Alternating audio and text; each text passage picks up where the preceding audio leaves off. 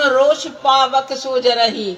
तो इतना ऊंचा संत के लिए और अपने भक्तों के लिए भगवान ने ऐसा आदर क्यों दिया है। आपको कोटि कोटि प्रणाम है। और एक हमारी आप सबरी की भेंट स्वीकार करना। आपको मिल रहा है, आप सबरी समझ के जरूर इसको ग्रहण करना। माँ पहले तो हमें आशीर्वाद दो। दूसरी बात, हम महान नालायक इंसान हैं, ना तो भगवान है ना हनुमान है, महान नालायक इंसान, लेकिन उनके चरणों के दास हैं। माँ आपका प्रश्न बहुत ही तत्वपूर्वक है, जरा ताली बजाओ।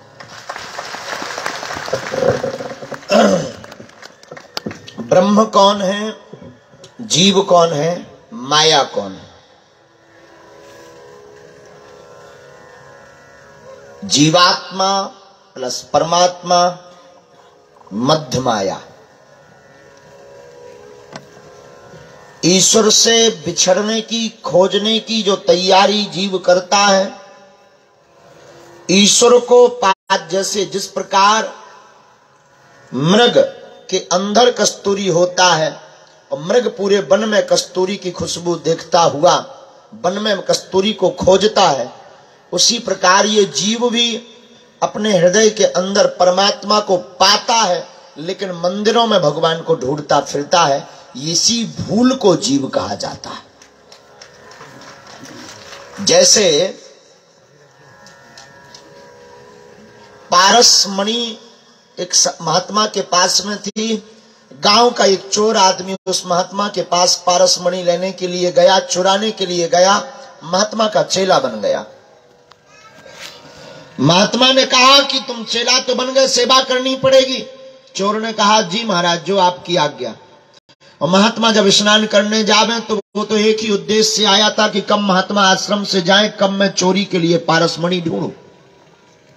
पूरे आश्रम में उसने खोज लिया, महीनों में कहीं पर उसे पारसमणि नहीं मिली।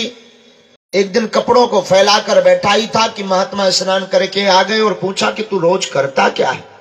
मेरे जाने के बाद तू बर्तनों को फेंकता है, कारण बता। उस चोर ने कहा माफ करना, अब 2 साल हो गए, मेरा दिमाग खराब हो गया, मैं तुम्हारे घर पे आया हुआ आश्रम में तो चोरी करने। महात्मा ने कहा तो तू 2 साल में चोरी क्यों नहीं कर पाया? चोर बोला क्षमा करना, हमने सुना तुम्हारे पास पारसमणि है और पारसमणि है और ये बात सत्य है, तो 2 साल में मुझे आज तक मिली क्यों नहीं? महात्मा ने कहा तूने खोजा ही गलत जगह। सामने वो जो लोहे की डिब्बी रखी है उसमें पारसमणि मैंने छिपा रखी। चोर बड़ा ठहाका लगाकर हंसा कि अब मैं समझ गया तुमसे बड़ा बुद्धू, गांव वालों से बड़ा बुद्धू कोई नहीं है। महात्मा ने कहा क्यों? बोले एक तो तुम्हारे पास पारसमणि नहीं है और अगर है भी तो असली नहीं है, क्योंकि पारसमणि लोहे के पात्र में रह ही नहीं सकती। उसका स्वभाव है कि लोहे को स्पर्श करते ही वो उसको सोना बना देगी। महात्मा ने कहा बुद्धू तू है, पहले खोल कर तो देख। उस चोर ने तुरंत झपट करके वह डिब्बी खोली लोहे की और उसमें सच में एक पोटली मिली। उस चोर ने कहा इसमें क्या है? इसी में पारसमणि है। कपड़ों की पोटली को जब हटाया तब एक पारसमणि को चमचमाती हुई मणि को पाया। चोर ने कहा बहुत गजब की बात। और जैसे ही चोर ने उस डिब्बी में स्पर्श कराया वो लोहा धातु परिवर्तन कर गया और वो लोहा सोना बन गया। महात्मा बोले समझ में आया। चोर भी आप तुम्हारे जैसा ज्ञानी ही था। चरणों में गिर करके बोला बिल्कुल मैं समझ गया। जिंदगी में परमात्मा हमारे अंदर होते हैं। जिस प्रकार पारसमणि लोहे के पात्र में रखी थी लेकिन कपड़े का आवरण था तो वो दोनों स्पर्श नहीं हो पाए और लोहा सोना नहीं बन पाया, वैसे ही जीव के अंदर परमात्मा होता है लेकिन माया का पर्दा लगा रहता है तो परमात्मा प्राप्त नहीं होते। यही ब्रह्म जीव और माया है। यही जीवात्मा और परमात्मा और माया है। मां माने नहीं, या माने जो नहीं है, जो दिखाई पड़ रहा पर स्थायी नहीं है। संसार का एक मतलब है संस्कृति संसार रहा, जो नित्य सरक रहा है। आज जो लाइट दिख रही कल ये मिट जाएगी, दूसरी बन जाएगी। आज जो यहां बैठे हैं, हम बैठे हैं, एक दिन मिट जाएंगे, फिर दूसरे बन जाएंगे। जो स्थायी नहीं है यही माया है। जो कभी किसी की नहीं हुई। आज हमको लगता ये टाइम हमारा है, कल किसी और का होगा, कल यहां कोई और बैठा था। इसी का नाम माया है। परमात्मा का मतलब जो इन सबको खेल नचा रहा, सब ही नचावत राम गुसाई, बंधो कीट मरकट की नाई। ब्रह्म का मतलब जो इन दोनों को हैंडल कर रहा है, जिसके हाथ में बागडोर है वो ब्रह्म है। जीव का मतलब जो नच रहा, माया का मतलब जो दिखाई पड़ रहा वो माया है। यह आपका तत्व प्रश्न का टूटा फूटा जवाब था, जीवात्मा, ब्रह्म और माया। दूसरा आपका प्रश्न था रामचरितमानस की चौपाई का बड़ा प्यारा सूत्र, जो अपराध भगत कर करई, राम रोष पावक सोई जरई। राम जी अपने मुख से कहते हैं रामायण में कि कोई हमारा अपराध कर दे तो हम छोड़ देंगे, हमें कोई दिक्कत नहीं है, पर जो हमारे संतों का, हमारे भक्तों का अपराध करेगा उसको हम कदापि नहीं छोड़ेंगे। इस प्रण को कहने का तात्पर्य भगवान का एक ही है कि हमको सबसे ज्यादा प्रिय अपने भक्त है। इसी के लिए भगवान को भक्त वत्सल भगवान कहा जाता है। आपसे हमें प्रसंग करने का मौका मिला, आज मैं धन्य हो गई।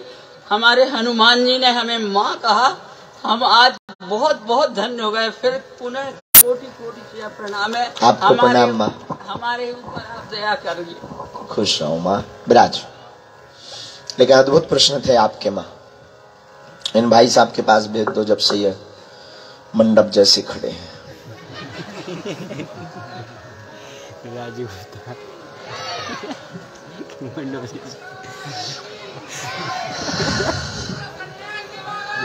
हम चौंक गए जब वो बालेश्वर बोल रहे थे। हमने कहा ये बालेश्वर कौन हो गए? बाद में उन्होंने जब ठीक बोला तब सुना। हाँ जी। ओम बागेश्वराय नमः। ओम बागेश्वराय शरणम प्रबद्धे।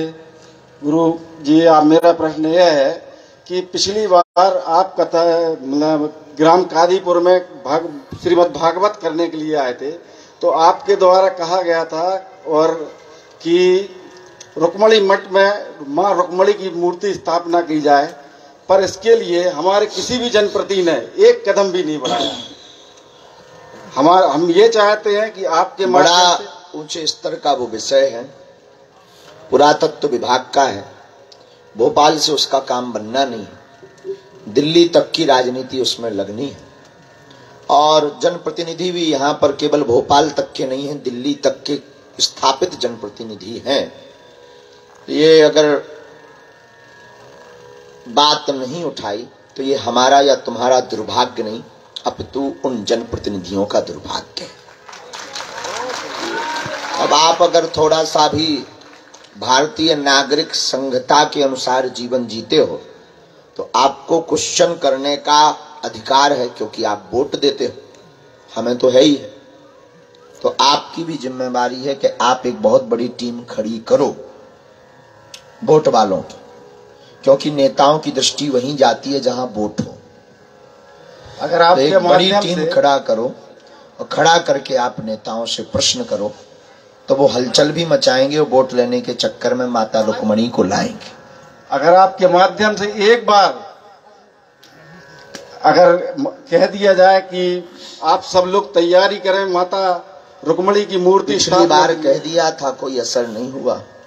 बार बार बोलने से फिर क्या मतलब है? असर हो कोई बात का तो बोला जाए। फिर भी आपकी आज्ञा शिरोधार है।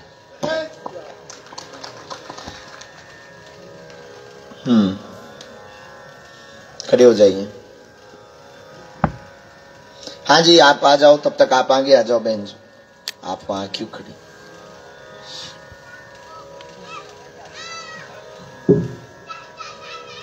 जी के चरणों में नमन, गुरु जी के चरणों में नमन। बोलो बागेश्वर धाम सरकार की जय। आज्ञा। गुरु जी, मेरा प्रश्न ये है